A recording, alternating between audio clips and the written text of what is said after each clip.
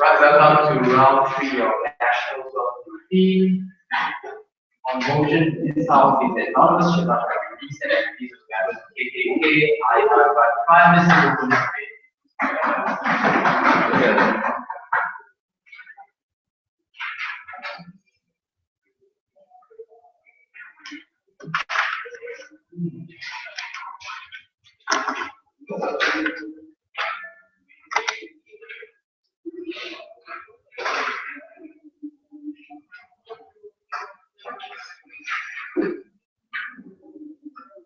Mr. Chair, ladies and gentlemen, we think that the action of Anonymous to reveal names of members of the KKK will only lead to one widespread hate and violence between races and to refocus away from dealing and solving with the real problem, which is institutional racism.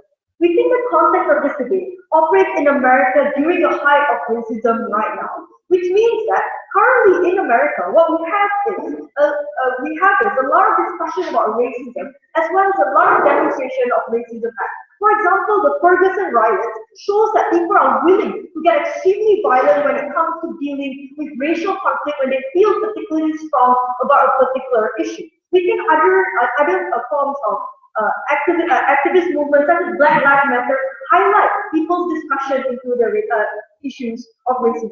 Understanding that, we think that the release of this information will first lead to visceral reaction to the dumping of this information. This is particularly so because the dumping of that information will not come with either suggestion of how to deal with this issue. So Anonymous might hope that what people would do is hold these people accountable to their opinions, but what in fact people would do is act viscerally upon what information they have.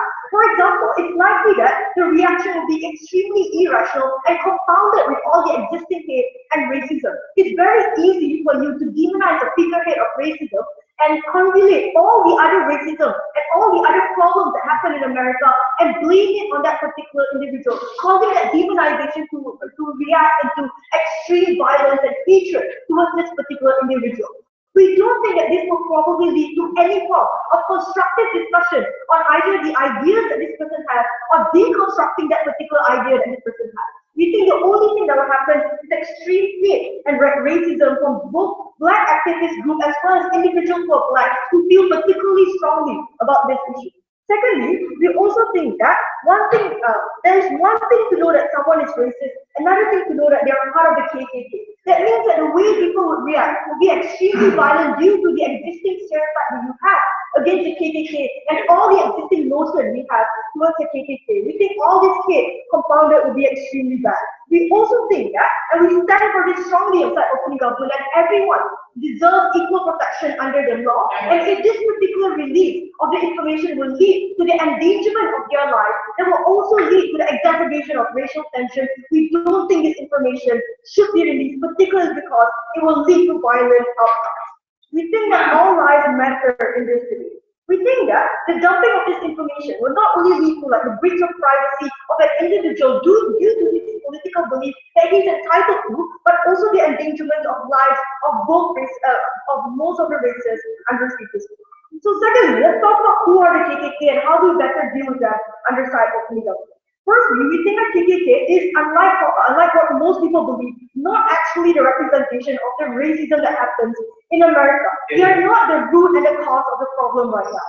Most of the cause of the problem are institutional in nature. Things like the policies in which we operate when it comes to policemen and the abuse of power that policemen have. Those are reasons why Black individuals are largely discriminated. Things like prison policy that lead to large discriminations of minority undertakers are also reasons for continuous discrimination. Secondly, we think that a lot of racism are also subconscious. Republicans try to justify a lot of their policies like welfare policies and policies about the law and police that necessarily harm individuals from the minority races but don't necessarily use racism rhetoric. That means that racism isn't the reason why we have all of this continued KKK isn't the reason why we continue problem with racism, rather institutionalized reason why racism pervades. We think those are the things that we need to fix rather than destroying or eliminating the KKK. No, furthermore, we think that KKK are actually a disappearing group of people. Since the American Civil Rights Movement, KKK have been allowed to be registered as a society, but have become less popular over the years. We think that because it has become less popular to be an openly racist individual, what people move towards nowadays is more institutional policy that directly discriminates minorities that go unrealized if we refocus and always talk about individuals that are uprightly and blatantly racist. We think this has been an unpopular notion and not the reason for racism right now. We also think because of increased education awareness, KKK don't have the same ideology that they did last time, and they're also not the same lynching violent group that they are in the past. So even if in the worst case scenario, and we're talking about examples such as the Charleston church shooting, we think that the reason for that shooting was multiple level reasoning. It wasn't just because of the KKK, it was because of the problem of gun control. The fact that children could obtain a gun was a huge problem in America. The fact that that kid was also severely depressed and had mild schizophrenia. And the fact that he is more driven by the idea of confederation rather than the KKK. So realize that the KKK, and he was also not a member, rather all the multilateral problems that America still has. We think all of these problems are problems that we should concentrate on rather than trying to deal with a group of people that are essentially powerless under society. For that, go ahead. Even with the kind of shocking results KKK processes started to right now, and then how they expand and how do your side deal with this level of expansion from KKK? Firstly, we already told you that KKK's growing influence isn't necessarily an influence. They are not popular right now under status quo. It's very unpopular to be blatantly racist. The moment in which you're scrutinized by the media, the way in which KKK is portrayed is not necessarily positive. In nature, we don't think KKK holds such a huge influence for you to do this. Furthermore, we think that releasing this information will make it significantly worse. Because even if they want to acknowledge and they think that KKK has some degree of influence over people, we think releasing this information and making them the victim of violence will portray them in the media as victims, as opposed to people who we should delegitimize and deconstruct under status quo. We think that they can easily garner sympathy easier as a group that's victimized by black minorities or individuals who are out to get them like they feel and they perceive. We think that will make them significantly more sympathetic. Furthermore, the horrible breach of their privacy that they can also gain sympathy on. So we think that what then happens is also things like the Republican media are able to capitalize on this particular action. The Republican obviously has no reason right now to defend the KKK, but the moment in which you give them an ability and a reason to defend them, because they're able to delegitimize the liberals and their actions at the same time, then the Republicans will jump on that bandwagon and say that look at how the liberals are reacting. They're reacting so violently and with so much hate. This is what the liberals are doing. So we think that incidentally then, the Republican will help booster and give more legitimacy and more sympathy towards the KKK. The way in which the Republicans are able to play the media is also significant to the way in which KKK will further be perceived by society. We also think that, lastly, that means that you refocus attacking individuals who you think are racist rather than efforts to deal with institutional racism, which we think are developing under status quo through discussion and increasing discussion and things that are extremely practical tools. I thank the speech, and I invite the leader of the session.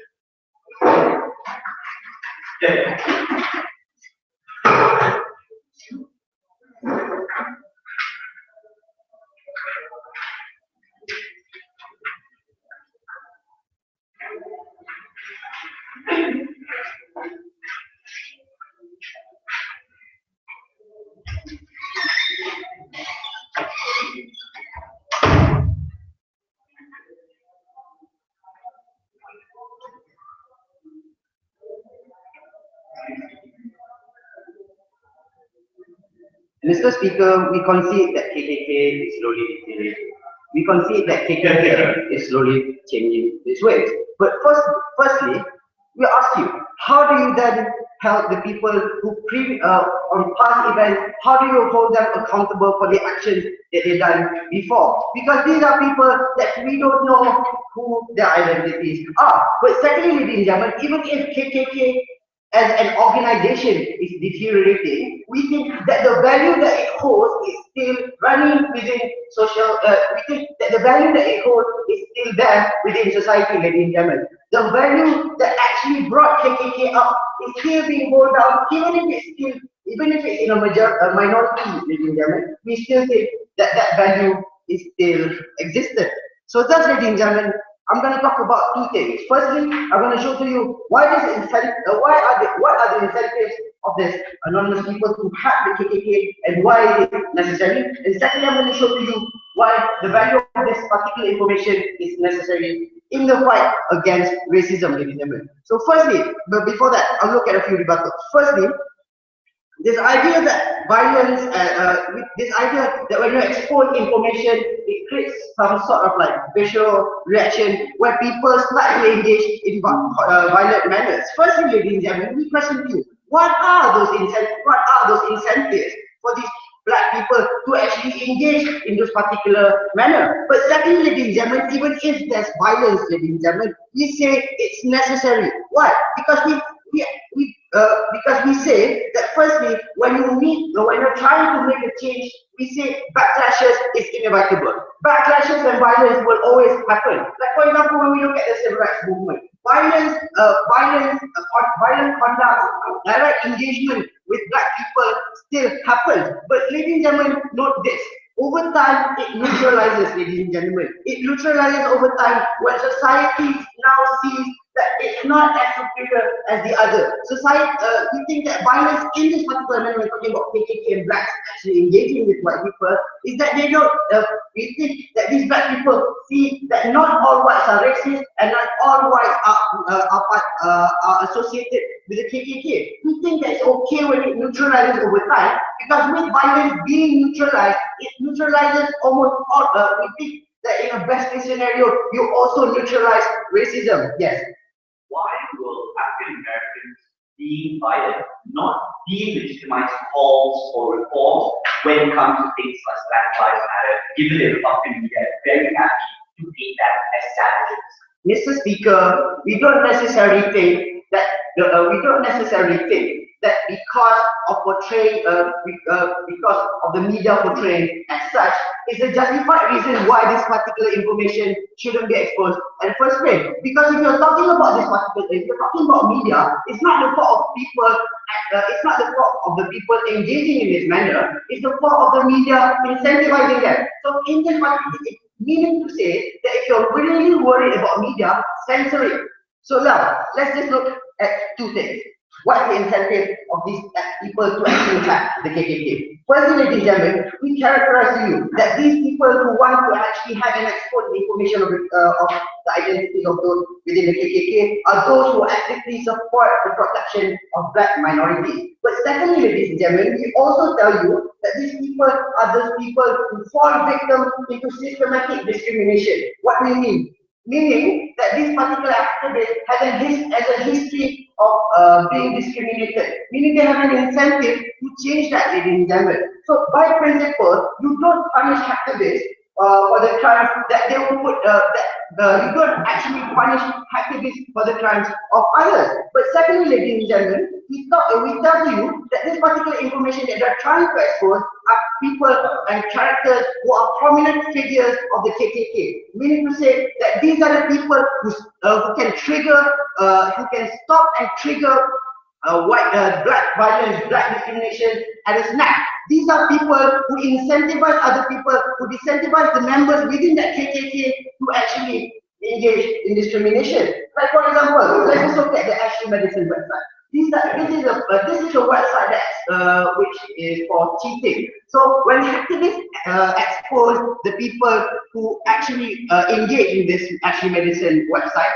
these are people like preachers and prominent political figures who are the by their own value are those people who are again who are trying to fight for the sanctity of marriage. So meaning to say that when you expose this particular information, you see contradictions within the people that try to fight for black discrimination. But secondly, ladies and gentlemen, let's just look at the value of this information. Firstly, ladies and gentlemen, we think that it's necessary for you to expose, we think that this information is necessary because now you can put people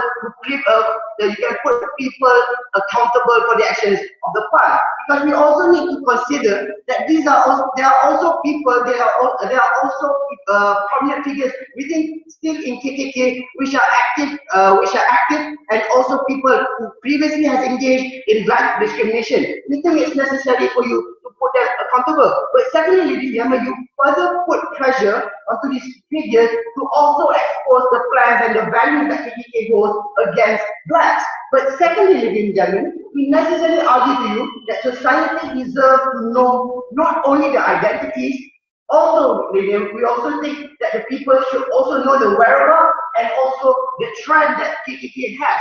Because this particular information also portrays to you what type of people are actually engaging with the values of KKK. This particular information exposes the patterns of people within KKK. Meaning to say that you can now actually identify the parts of society which are most probable to actually engage with the values of KKK. So let's just look at how now what society would react to this information.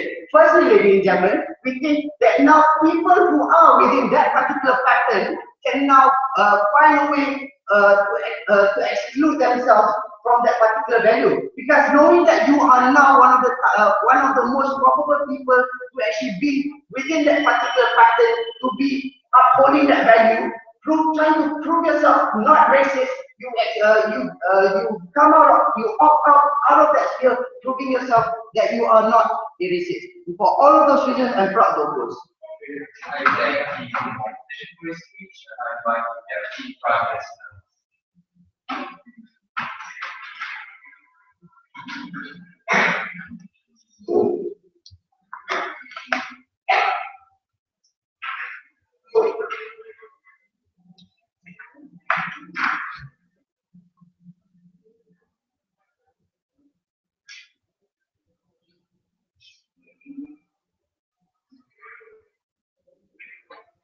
Ladies and gentlemen, genuine social progress was never achieved through the force of law.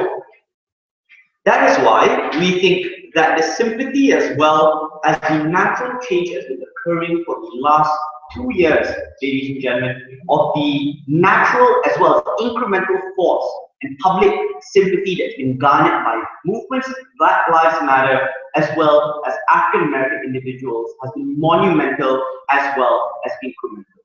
That progress is obliterated at the point at which one Fox News channel is able to paint the entire movement with a single brush of saying you are a violent minority, confirming the rhetoric of all your conservative politicians that never wanted to give you reform to begin with, ladies and gentlemen.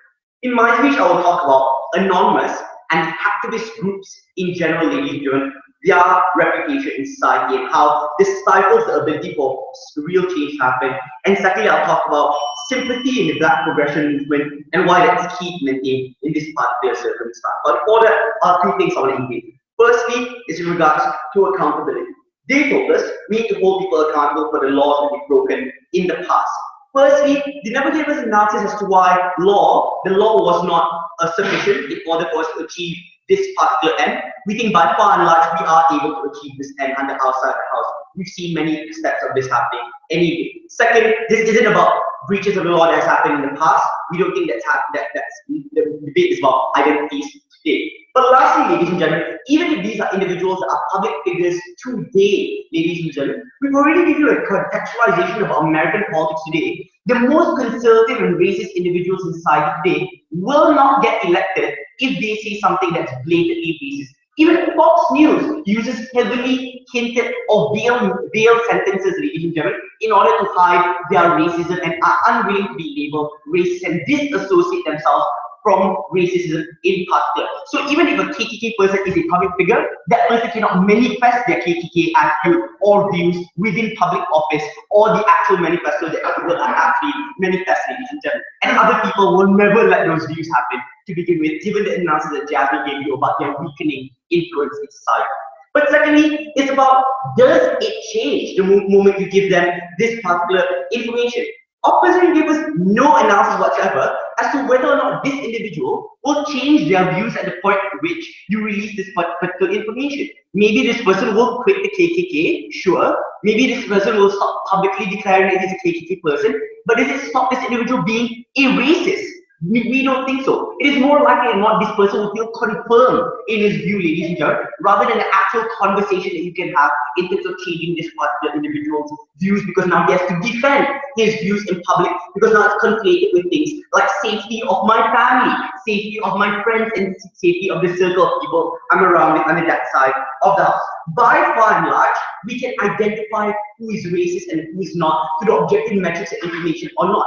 We identify that certain groups, like for example, southern states, Bible Belt states, or for example, former Confederate states have greater propensity of being racist or not. So we know who to target at by far and large under that side of the house. Then this debate is about whether you use violence or encourage violence or place deterrent to the approach of violence in front of an angry mob that's already have a propensity into heading into that direction. We say no. Before I go into a substantive interview, because I think we're sufficiently dealt with the opposite, yes, sir. We can see that even the Republican cannot be too lazy. Don't you think it's then essential to reveal the members of the legislative bodies are members of the KKK so that they can be discredited and their views also can be discredited? Okay, I'm going to reveal that in my substantive currently. The first thing I'll talk about is about anonymous anti-activist movement. Number one, I'm glad that the opening opposition brought up Ashley Madison, because the current reputation of activist groups around the world is either at best muddled, or at worst, ladies and gentlemen, they are viewed as petty individuals that delve into people's personal information and breach individual privacy. Ashley Madison was indicative of this because there was split opinion across the world on whether or not they thought that activist group had the locus standi to delve into people's personal information, when previously they were involved in things like the NSA, things like governmental abuse, but now they were delving into people's dirty laundry, something that is relatively petty in comparison to things like governmental abuse of power.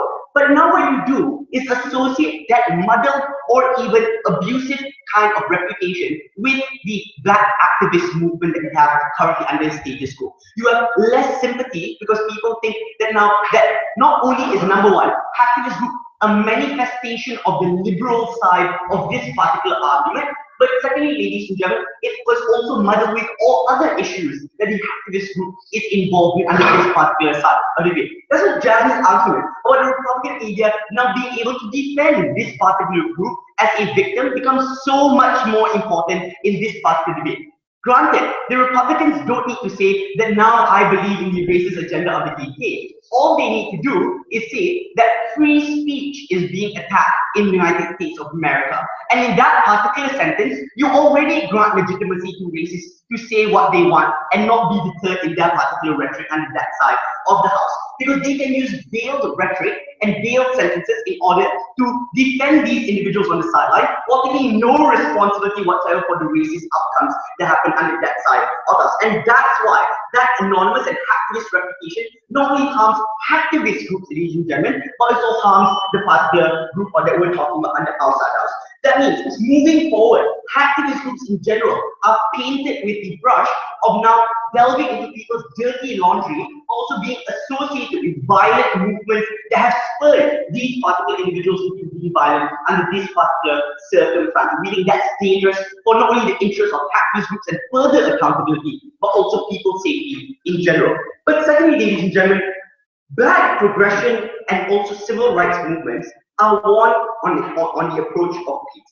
Martin Luther King was vastly more popular than Malcolm X because the ability for him to be peaceful and not antagonistic in nature. In this particular circumstance, we need to maintain the current strain of sympathy and public opinion that is currently happening. It is very easy right now for Black Lives Matter to gain support from both the right wing as well as the left wing because they seem as a bipartisan movement to achieve progression as well as sympathy from both sides. But when now you introduce an element of free speech, you split that bipartisan support and make it less likely that that progression will happen. You ruin that sympathy, and fundamentally, ladies and gentlemen, more people are hurt. You get less reform, and fundamentally, America does not change. I am exceedingly proud of this. Thank you, Prime Minister.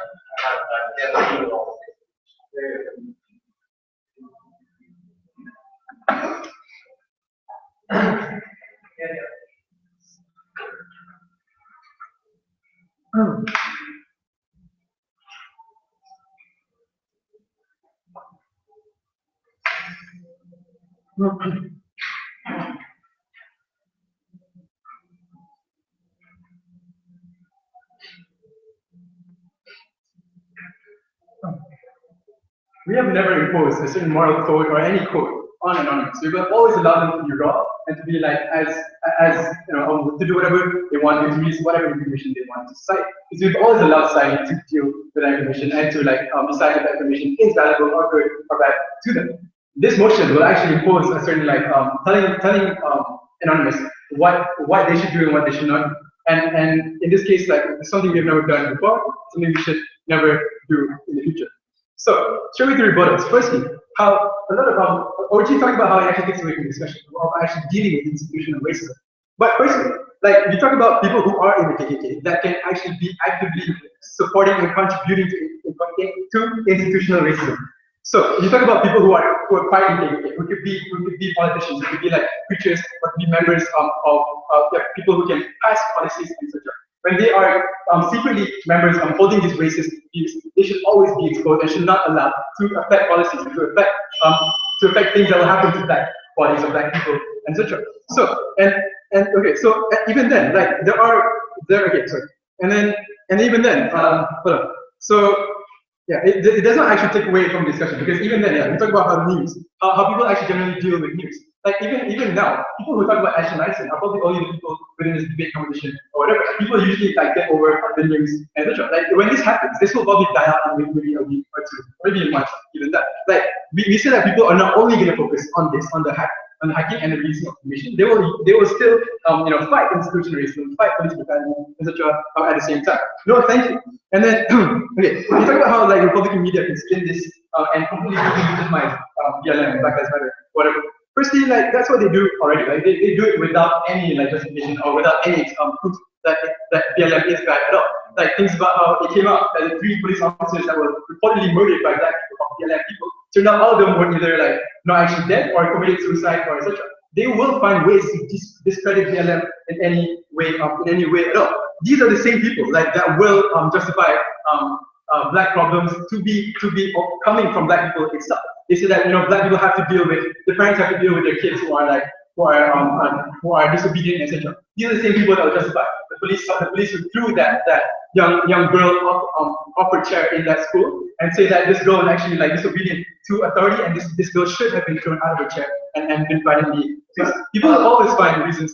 People always find reasons to discredit and to justify their hate towards Black Lives Matter. So even then, and even then, at the same time, like alternative media that will support like the reviews for BLM will still exist within a environment. Like people will counter those narratives and people will always counter people who discredit BLM. Think about social media. People always like will do that. Think about even like public talk shows, like Stephen Colbert or whatever. They will constantly go out, and the narrative is always there to fight that narrative against BLM, etc. For that, I'll take. If we anonymize racism, it is preserved in its most extreme form. What will happen when you put a face to racism and incidentally that face is your close friend or someone who you are related to? How will society then rationalize racism when that face is previously another member?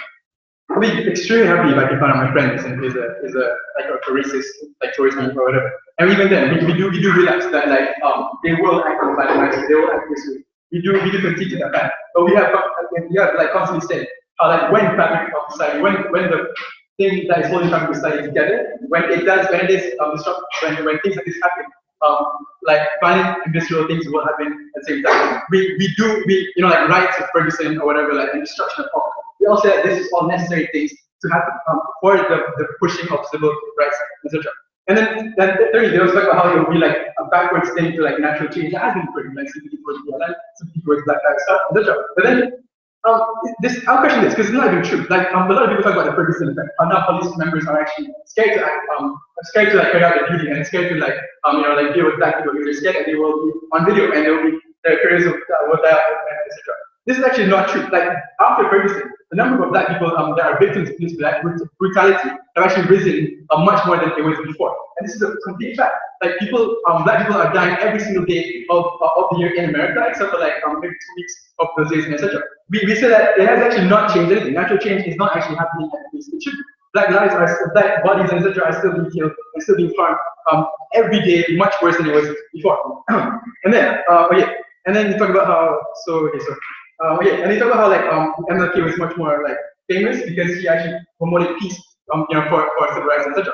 which is a shame because even like Don King or MLK, they not delegitimize riots, they not delegitimize violence and riots and infrastructure, because they said that riots was the language that they needed to address and to answer to like oppression and suppression. It is something that they were desperate, and it's the only way they can be heard, and etc. So this is like even then, like even popular black activists etc. will not actually delegitimize violence and etc. So and then okay, so I'm gonna talk to you on the moral code that we like impose on Anonymous. Like already Anonymous is already like they already tend towards social activism. So like talk about like Ashley Madison and talk about like this and etc. or NSA whatever. They always tend towards social activism. They always want to protect minorities. This is already something that they always do. Anyway, and what they do is like what we should not do is like tell them that they should not actually like do this or do that. Like we should allow all that raw information to be presented to society. No, thank you. So at the same time, like it does not actually delegitimize activists or Anonymous or they will not actually say like we do not believe in NSA because I'm sorry, we do not believe in Anonymous anymore because we're dirty not. We said that at the same time, Anonymous is a huge group of completely different people everywhere. So like release of like NSA files or like talking about the TPP or whatever will still happen within Anonymous groups, and they will still like they will still happen, etc. And even then, Anonymous has not ever like been changed upon public support or whatever. Like they already are like breaking the law or whatever. And we say that they've never like ran on public support. So it's not something that we are afraid that will happen. So like when you talk about how like finally I'll end with like like Donald Sterling case. How Donald Sterling his privacy was like completely destroyed because his phone records were given to NBA authorities and he was banned from NBA because he was racist. And we say we're completely fine. So completely fine when people in position of power, like Don Sterling, the owner of a basketball team, is in a position of power to actually like do harm or suppress a minority or whatever. We say that these people's privacy is perfectly fine to be breached, etc. We say that what we're doing is completely utilitarian. We say that we are for the people, and Anonymous should still release the names of people.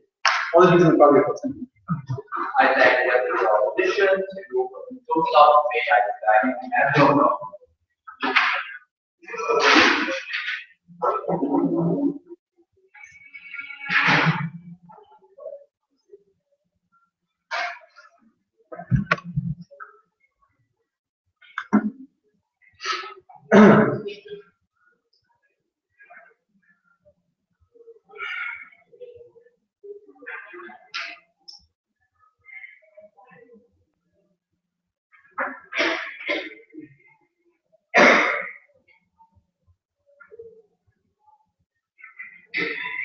We will fight the world. In both worlds, there will be races, and that's something which is indisputable. The debate is about minimizing the power and influence which races have. And we think the worst thing you can do to combat racism is for you to push races to a point of desperation, or they're forced to collectivize and live in that echo chamber of discrimination and white supremacy when you ask them to move out and live in white neighborhoods where they can identify who has the same value system as me. You are from the KKK as well. I didn't know. No, I do know. Therefore, I can collectivize and become stronger. But what's particularly worse is the second and more nuanced scenario, which is often the root cause of racism. If you know a person for 20 years and you build the relationship of affinity and trust, and after that 20 years of strong, solid relationship, you finally found out that the person is a closeted racist and bigot, you are forced into a corner of moral dilemma to either change your opinion of the person who is highly unlikely because you have been with the person for the past 20 years, or you're more likely to rationalize that from discrimination and racism by thinking that racism can be humanized. We think that's the root cause of all forms of discrimination. That's a new angle which you want to look at. No. 2 points of extension, so many new stuff and nuanced stuff. First, let's deal with their case. They say we should make these people accountable. Second speaker said, well, we should preserve the moral code of this hacker. These are my two nuanced new principle responses. One, within a person's action, a person should be judged on their actions and not on the moral values which they carry. We can parallelize this to Muslims, which under status quo is often homogenized to one group as individuals who actually support Qutb law or sexist laws to begin with. The conclusion which I'm drawing here, just because I hold that value, I should not be discriminated preemptively without me acting out on that value. You are judging me based on a non-action on the value which I hold, but not on the execution of that action. What's the conclusion to this principle? Your policy is executing premature justice. Because if I'm a white person living in a black-dominated neighborhood, I will lose my privacy. Every time I walk down the road, I'll feel a sense of paranoia. This is a form of premature justice, which a person who only holds that value but hasn't executed that form of discrimination does not deserve. Second sub-principle, the homogenization effect. Let's face it, there are different branches of the KKK. There's the white justice movement, there's the bikers movement, and the most radical movement. Right, with like this Perkasa and Amro, like I'm still okay, Perkasa like batshit crazy. Problem with society, society doesn't understand nuances. Society often homogenized everyone to be the batshit crazy white supremacists who lynched people back then. What is the reasoning behind it? It's because of history, textbooks, because the direct association which they had, the association which they saw, which they hear stories from, compared with what's anonymized. The point here, ladies and gentlemen, is that even if a more moderate racist, I know this sounds odd, but trust me, there is. I like some other politicians, I don't know names, still okay compared to the politician, will be homogenized in the same category and will be treated unjustly based on an unfair subscription based on history. We think that is a particularly pernicious harm. How will that harm translate to crazy outcomes? And this is my most important extension. We think that your policy emboldens members of the KKK in three unique ways. No. First, collectivization impact. We agree with opening government that currently the KKK is still small, but your policy incentivizes them to collectivize. Let's characterize status quo. One, often these people either live in different cities, ladies and gentlemen, which means they live in groups, but they do not have big groups because they still do not know who's a KKK member and who's not. Because it's still anonymized. So even if I do know some of my friends who might be a KKK member, I do not know in a different state or state, California, who's the KKK member of them because they work based on anonymity. Which means it's easier for us to piecemeal or individually deal with those cases in comparison where we need to deal with them as a collective. Why will we need to deal with them as a collective in their world? In their world, these individuals will push the corner, if you believe in their characterization, push to a corner, they'll be discriminated, etc. This is the first one, context, right? Which means that these individuals are more likely to collectivize, live in an insular echo chamber of racism, ladies and gentlemen, because I can identify who's with me, I have that numbers, I've collectivized based on that numbers because I'm pushed to a corner. What is the comparative in our world? Understand this is not a perfect world, but at least there's gradual integration. Even though I'm a white supremacist, my neighbor might be an African American. There's still some form of integration. I'm not judged based on hidden value system which I have. That means that small, slow, gradual interaction means I'm more likely to normalize non-racist attitudes in comparison when you push me prematurely based on my values and not the actions which I've committed, which means that no change can happen to begin with. No. Second sub-point here, ladies and gentlemen. Their policy creates strength in number. This is the second context. Let's talk about the black context. Let's look at white-dominated neighborhoods, right? In this context, ladies and gentlemen, when I've realized that in my neighborhood, there's actually a big number of registered KKK supporters who I previously didn't know, I've realized that I'm not the minority, that I'm not the one who can be discriminated. I actually have that sheer number because of that white-dominated neighborhood.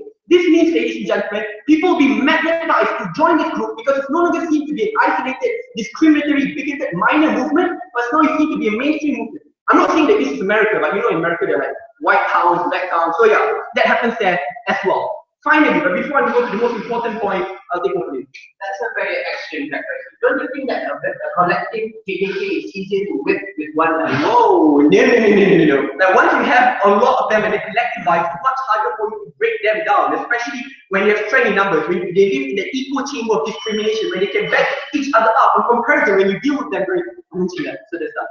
Finally, we think affinity leads to the humanization of racism. What happens under status quo? We would contend anonymity of racism leads to the preservation of the most extreme end of racism. You often think, that person is generally evil. Racism means that discrimination happens on the ground. Once you put a face to racism, you're more likely to rationalize it. I'll give a debate example. Equity violation. You think about it, oh shit, there's equity violation happened, that person should be punished. But when you find out that the person is a close friend of yours, you're more likely to rationalize. You realize that person has never done anything wrong before. I've befriended this person for 5 years. How can a person did something wrong, right?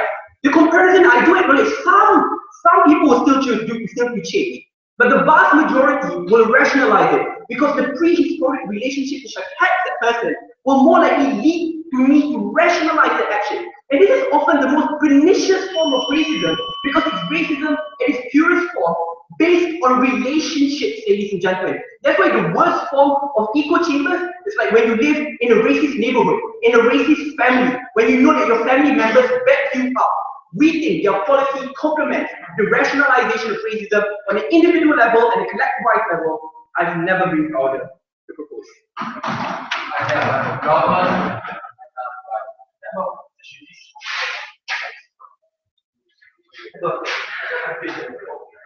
I didn't put your names. I didn't put your names.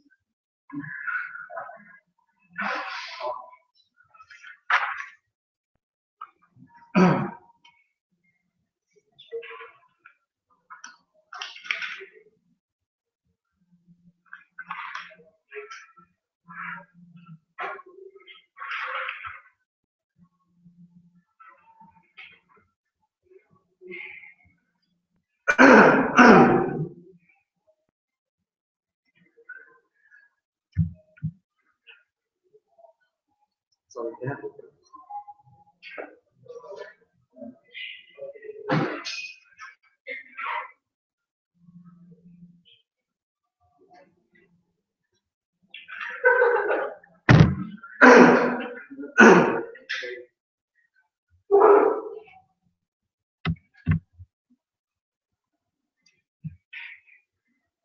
Mr. Speaker, we think it's the membership of the KKK that forms the critical mass that keeps them a recurring problem in American society, right?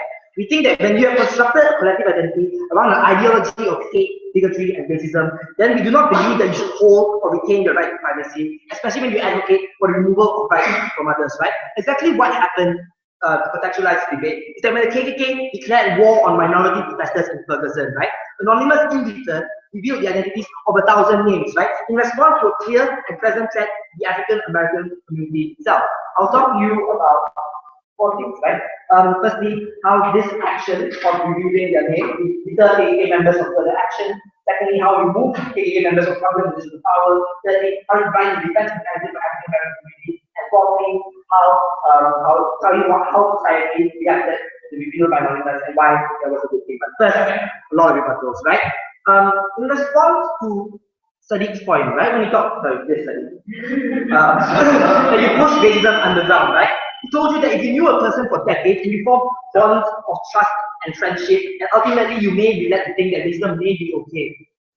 Let's talk about that. Firstly, friendship on that level is based on shared values and beliefs. If he or she was your friend for 20 years and you suddenly discovered that he was a racist, I was surprised by it, then I have bad news for you, that you are probably slightly racist as well, right? But we think the idea of moderate racism has not for racism to homogenize, right? But we think that knowing who a KK member is helps you to make the distinction and the differentiation, right? It's easier now, under the review, to separate your moderate racists from your more hardcore ones, right? And also talked about the harmful ability for KK members to collectivize. Firstly, it already assumes that KK members don't already know that each other exists, right? But even if we were to assume that, knowing that a KK member exists in another city isn't exactly a problem, if that makes sense, right? And so moving on to opening government, right? Talk about how there would be widespread violence in the US. We think we need to give African American communities a little bit more credit, right? Than the violent mob the opening government made them out to be, right? Do you think the fact the most prominent and open members of KK have not already been killed or subject to more violence? We think that OG is exaggerating this harm that violence will occur, right? We think that the Black Rights Movement fought for the right through a non-violent movement, and we see no reason why they will change and move towards violence and lynching now, right? He also talked about how this will detract attention away from institutional racism, which are not the root and cause of racism, said opening government. No, KK members and their ideology is what created institutional racism in the first place. The fact that individuals who are casually or overtly racist are the people who politicians appeal to when construct policy, or are the individuals who construct this policy themselves. We think that the first list of names like the KK members were released, like the first list of names that was revealed by Anonymous, revealed last week. The fact that we haven't seen cases of rampant violence, we haven't seen cases under that. We haven't seen like lynching in the US. It's a really proof that the African American community maybe isn't that violent, isn't that prone to the kind of backlash that we want to talk about. On the question, will it stop individuals from being racist? The answer is, well, at least it helps them not to be a part of an organization that reinforces their beliefs. That makes it even less likely that these people are reform. But more importantly, at least these very same people will be unable to collectively and carry out action against the African American community. We think that's important, right? And also talk about the fact that activist groups will be disempowered by the union. But no, that's what activist groups are for. That's what they do. The notion that Anonymous will lose support for doing the one thing that Anonymous was designed and created to achieve would be discredited for the rest. Discussion is incredibly problematic. Correct. But we've done my papers aside. Now, before I know about objectives, how will painting them this picture and placing them on a public forum with a Republican media waiting to have them, garnering them mass sympathy, going to change the perception towards the KKK or racism in any shape whatsoever? That's interesting in itself because you also told us that even Republicans can't be seen to be too racist, they can't be seen to support overt racism in the form that you want to understand. So the idea that you will generate sympathy and you really characterize that even Republicans can't be that racist is incredibly problematic and very persistent coming from your side. So alright, percentage. How do you think this action deters KKK members of further action? We think that if you are a member of KKK, inherently you are a little bit of a coward, right? Because even historically, the fact that you won't put to conduct more lynching is testament to that fact. We think that these people are maybe like closet racist and stuff like that. But we think the very fact that many of them will disassociate themselves from the KKK when reveal is a benefit that the reveal has happened, right? The harms recruitment efforts of the KKK because they can no longer guarantee the confidentiality of these people, right? Because we think that when these people are in the KKK, when they are recruited, when they are telling things, when they engage in hate speech with one another, that creates an echo chamber that reinforces the idea that racism is something that's okay. We think that happens when people gather in KKK meetings. So we think that by having their efforts to recruit members, especially something, it's a good thing. But we also ask the question, right? Also ask my second example, right? How you ask the question, how does you move KKK members from their positions of power, right? It is incredibly important to discredit them. And if you buy themselves characterization, which I do, that even Republicans don't like to openly say that they are racist. In fact, we think that KKK members that have been revealed in position of power are discredited. It's a good thing, right? Because we believe that even many of these prominent figures, before denounce KKK, clear their names and their reputation, right? And this announcement is the announcement is beneficial when even Republicans speak out against racism. That's something exclusive that happens on our side, right? But we think this also prevents them from being able to use their powers to further harm the African American community. I'm talking about people like policemen, people like state legislators, people like pastors, people that respect communities and use their ability to suddenly spread their influence and the idea that racism is something good. We don't think by revealing these people's names that like American society has anything to do with particular, right? Also talk to you, this is by defense mechanism for African American communities, so they're able to identify these people as communities. They're able to create safeguards against these individuals, right? It's better that you know who your enemy is, right? So you're able to provide better protection for the families of the community, but you know exactly the scale and magnitude of the racism that exists in the community around them, right? Fourth and final exception. Our society will react and has reacted actually to by the number. I think the society was incredibly surprised by the scale of the names of these, by the diversity of KKK members, right? Because the conception that KKK was just a bunch of rednecks in like rural America or rural communities was shattered, and the reality was that KKK members racism can exist from all walks of life was incredibly revealing to the American public, right? I think a very different discussion has begun to take place, right? A discussion where overt intelligent racism is more seriously discussed, and the fact that any of us could be racist, we could be subtly, or covertly, or openly racist, and not just limited to like American race. Actually, the reveal has done all of this. We are proud.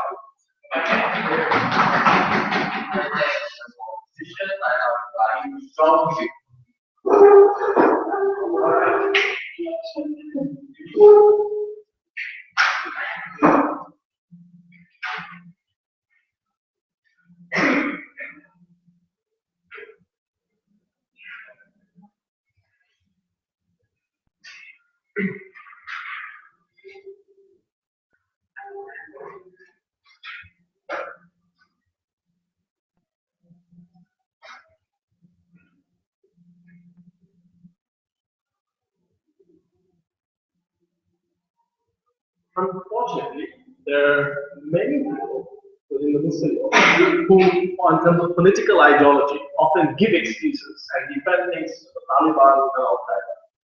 However, none of those individuals have ever had a violent bone in their body or were willing to harm non-Muslims by any means. The difference here is that we would argue that it is not what happens when we think in terms of political ideology on which you should be punished, but whether or not you come to actions based on what you thought. Because punishing what people think is a dangerous territory. And this is the most important extension that came in closing government, that closing opposition absolutely refused to engage with. And we think it's a bit unfair that only the women will engage with us on that. First, so two issues. One, whether or not this is a moral decision to begin with. Because only they can show that this can be morally justifiable can we have a debate about the consequences of it to begin with. Secondly, then we move on to this debate about, and I'll call this clash of human behavior. How will people react? So first, in terms of moral justice, what did we argue? We argued, it's a bit late now, we had the time. We will argue is that the point at which you have this is there's a prejudgment, because understand the characterization of KKK now. The vast majority of individuals are not there.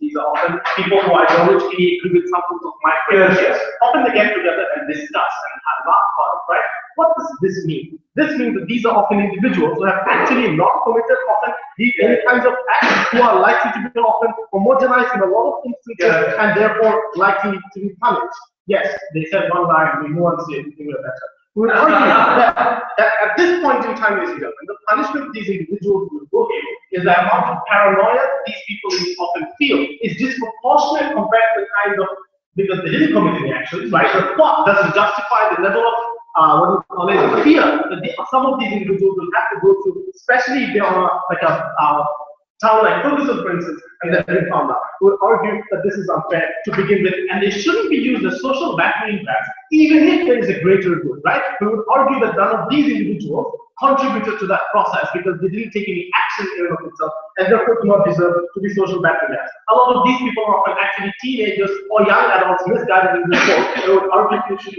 create disproportionate punishment on them. But even if you think that it's fine, that they should be sacrificed, let's talk about human behavior and why we think they don't get what they want. In fact, they make it much worse. So what did we tell you? We told you that the point at which you put a face to this criminality means it's much easier to often minimize and make excuses for a lot of people. What did they say? Oh, if you're a friend with a racist, you're probably a racist. That's extremely dismissive, right? Because a lot of people are actually quite able to hide. I found out when I was 16 that the kid I had been friends with for 8 years was actually abusing their domestic help at home. Those are not things that you're able to find out with a lot of people. And these are things that people can hide really, really well for long periods of time. What happens then is a process of rationalization. Because often either you make excuses for that individual, you say, oh, the circumstances were different. Or you say things such as, oh, but he's otherwise a good person. And you feel the need to somehow defend that person in those kinds of circumstances, right? And that is a process where the point at which you have the us versus them, that is the process where that average middle class white man starts justifying his racist friends and starts siding on them on a slight basis. We think that is the process where you lose those allies. No, thank you. But secondly, then we told you echo chambers to be created. These guys are like, oh, but they already know who they are. No, they don't, right? Couple of things. In terms of like a Klu Klux Klan, the vast majority of them are now splinter cells. That means you know some members within your town, but not necessarily you have a global network because you are underground. That's necessarily the difference, right? Under your model, they're able to go ahead and collectivize because they feel the need to collectivize. But the point at which they feel the need to collectivize is also when they create more heavier echo chambers. Because ultimately, ladies and gentlemen, punishment is not the goal. Ultimately, it's an integrated society. It's our ability to change minds of those individuals that matters. It is at that point in time where you create an echo chamber where they feel the need to seclude themselves off, is when you lose your ability to engage and go ahead and change their mind. The values of KKK incentivize them to engage in racial action. So you think when you stop value, you stop the movement? No, because the movement is not just about action against your neighbor. The point at which even if you seclude yourself doesn't stop them from supporting policies that are often racist as well, voting certain ways. Even if you live in a secluded community, there will still be minority racists within your community. You can still have actions against them. We don't necessarily think that happens, right? But how do you even stop them to begin with when they feel more hatred? But more importantly, here's what we're saying, right? And we also argue that what is this that happens, right? Because right now it's an underground level. A teenager growing up doesn't know about the fact that KKK exists or has vast networks. What's the difference? Under their model, it's open. Everyone knows a lot of KKK members exist. What does this mean? This means that in status quo, people are able to say that, oh, it's not just me. Other people seem to have similar thoughts about black people as well. And it becomes justifiable because other people confirm your beliefs. This is exactly why, for example, we eat meat, because everyone else does so we just assume it's moral, right? Similarly, ladies and gentlemen, how do people have extremist ideologies? Because when they go to the mosque, there are some other people who verify those beliefs. And that is how people confirm and act on their beliefs when they find out other people ideologically identify with them. When it's underground, you don't know there are many other people identifying with you in that fashion. No, thank you. Then they say, oh, but guys, like people in positions of power, like will go ahead and like, they will stop them now. The difference, however, is this. A, right? Even if we would argue that we undermine society's ability to accept these individuals. For instance, right? We thought the right couldn't go really far. But then Trump decided to call Mexican rapists. But people didn't really throw him off. In fact, people were like, yeah, I think that's justifiable. And they started giving reasons as to why that happened. We argue that just because you go ahead and identify Klu Klux Klan, it's not going to be a magical situation where they're thrown of power. In fact, we fear that the discourse will become about why those values can become justifiable within that scenario. Because you've humanized that process. Because you put a face to it. Because Trump is likable, calling Mexican to Republicans. Calling Mexican rapists, calling Mexican racist also becomes somewhat justifiable to these people. And we fear at the point at which people are able to engage in that discourse, we don't think under your model, the kind of discourse you have is progressive to begin with. But remember, we are also talking about black people who often live in white-dominated majorities, KKK clans. These people also go through humongous amounts of paranoia and fear when they learn there are humongous amounts of KKK network in that city. Knowing your enemy isn't often a good thing, and you have to live in constant fear of what might happen to you as an African American individual in a society dominated by the KKK. For all those reasons. I think with paranoia, with the opposition.